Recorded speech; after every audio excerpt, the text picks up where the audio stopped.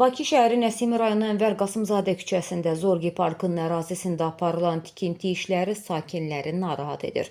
Bu barədə tanınmış memar Elçin Əliyev sosial şəbəkə hesabında paylaşım edib. O iddia edir ki, bu tikintinin aparılması qanuna uyğun deyil.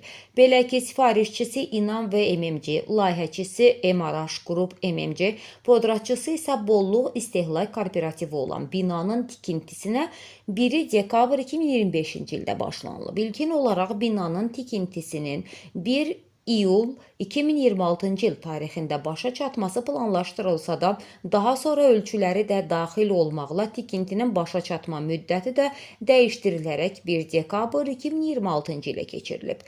Üçüncü dəfədir ki, Zorgi parkının ərazisində aparılan tikinti ilə bağlı yazıram. Bakı şəhərinin sevimli parkının ərazisində orta mərtəbəli bina tikilir. Halbuki məlumat lövhəsində cəmi bir mərtəbə göstərilib. Hazırda artıq binanın 3-cü mərtəbəsi tikilir. Bundan əvvəl zirzəmi və 1-ci mərtəbə inşa olunub. Memar onu da qeyd edir ki, məsələ ilə bağlı Nəsimi rayonunun baş memarı ilə şəxsən danışıb. Ona yalnız bir mərtəbəli binanın tikiləcəyi bildirilib, lakin görüntülər baş memarın dediyini təsdiq etmir.